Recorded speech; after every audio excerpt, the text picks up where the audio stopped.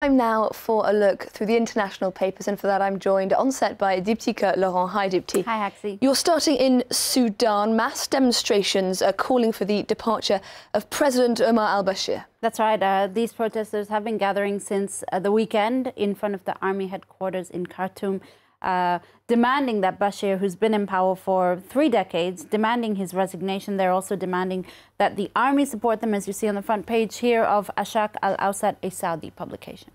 Now, some soldiers also seem to have thrown their support behind the protesters. Well, that's according to the New York Times. That's what they're cautiously reporting in this article, saying that it could, if true, could signal a quote, significant development. It's hard not to compare this situation to that of Algeria, where Abdelaziz Bouteflika resigned last year after peaceful protests, weeks of peaceful protests, and after 20 years in power, so a long-time leader, just like Omar Bashir.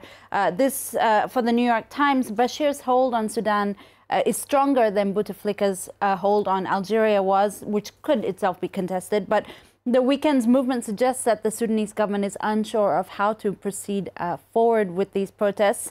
This, as the Al-Quds cartoonist wonders whether the same fate will befall al-Bashir as it did Bouteflika. Here you have Bashir napping alone in his chair. The other chairs vacated by other fallen fellow longtime leaders, emptied by Libya's Gaddafi, Saleh in Yemen, Ben Ali in Tunisia, and Hosni Mubarak in Egypt.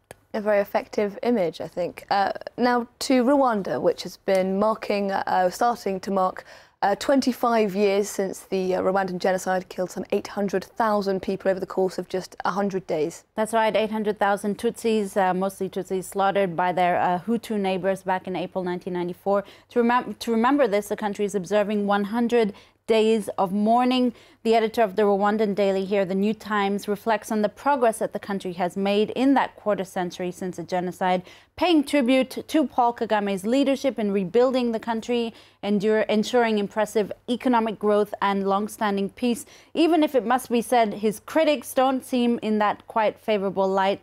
Some do see him as an authoritarian leader using fear and oppression to stay in power. And this has also been covered widely in the European press. Yeah, I mean, you've got the Swiss paper Le Temps, which is looking at it on its front page. Have actually interviewed the special advisor to the UN Secretary General for the prevention of genocide. The Belgian paper Le Soir, focusing on comments by Charles Michel, the Belgian Prime Minister, who accepted responsibility on behalf of the international community yesterday for turning a blind eye to that massacre.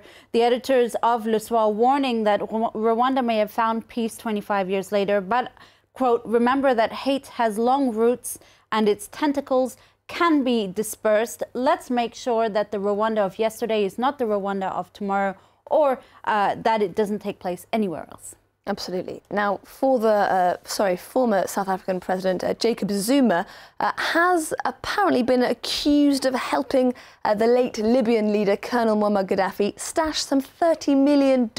That's right. This was actually first reported by the South African daily, the Sunday Times, yesterday. It's been relayed in the press.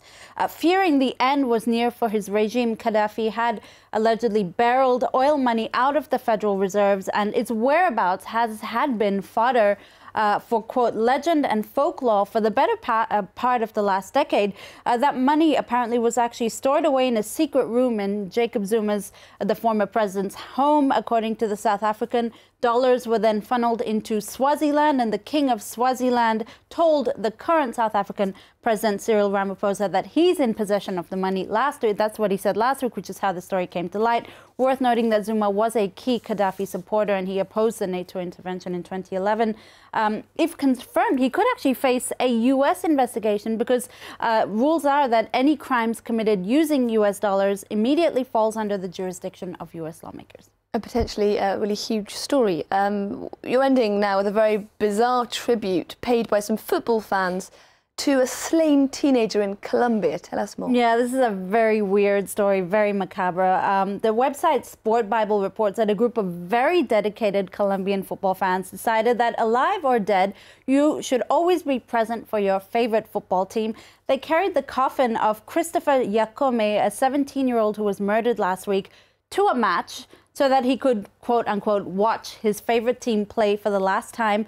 It turns out it's not even the first time something weird with football has occurred in South America. In Argentina, a fan celebrated his team's win by bringing along the skull of his deceased grandfather. That was last week. Why not? One way to support your favourite team. Talk about diehard fans. Absolutely. Duplicate Laurent with a look at the international press. Thank you very much indeed.